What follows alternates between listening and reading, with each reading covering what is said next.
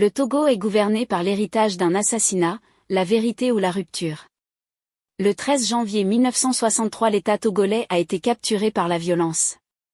Ce jour-là, Sylvanus Olympio, premier président élu de la République, a été assassiné. Ce crime n'a jamais été jugé, il n'a jamais été assumé. Il a été transformé en fondement du pouvoir.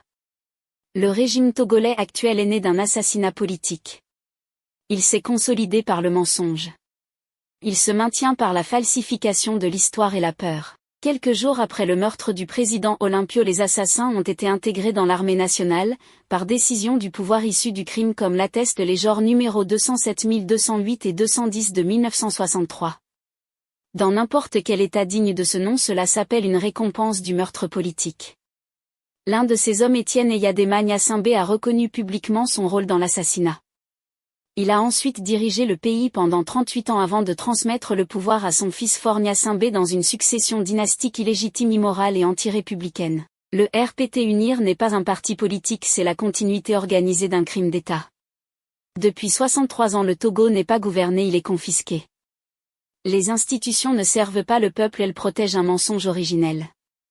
La Constitution est manipulée, le régime politique est bricolé, les mots changent, le système demeure. Aujourd'hui, ce pouvoir ose se présenter comme panafricaniste, organise des congrès, convoque les symboles de l'émancipation africaine et parle de souveraineté. C'est une escroquerie politique.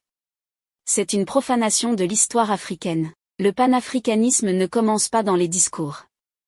Il commence par la vérité sur les crimes fondateurs. Or, Sylvanus Olympio était un panafricaniste authentique, précisément parce qu'il refusait les armées instrumentalisées, les dépendances maquillées, les indépendances sous tutelle.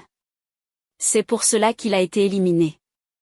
Quand le ministre togolais des Affaires étrangères déclare à l'ONU que les Africains sont fatigués de l'Occident, l'ANC répond clairement. Alors exigez la vérité sur l'assassinat de Sylvanus Olympio. Exigez l'ouverture complète des archives françaises. Ou taisez-vous à jamais sur le panafricanisme. Le refus obstiné du régime togolais de demander l'ouverture de ce dossier n'est pas une omission. C'est un aveu.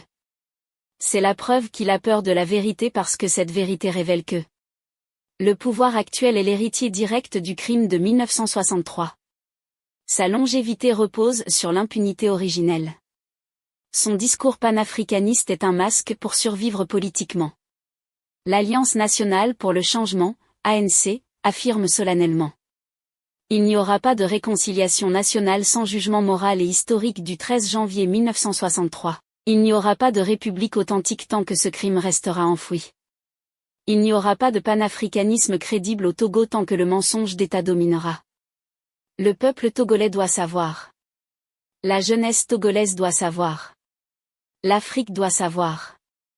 Un pouvoir né d'un assassinat ne peut pas dire la vérité de lui-même. C'est pourquoi le combat pour la démocratie est indissociable du combat pour la vérité historique. Le 13 janvier 1963 ne sera pas effacé. Il reviendra encore et encore. Jusqu'à ce que la vérité triomphe. Et que le Togo rompe enfin avec le régime de la mort politique. La vérité ou la rupture. La justice ou le mensonge. La république ou l'imposture. L'ANC a choisi. Fait à Lomé. Pour l'Alliance nationale pour le changement, ANC.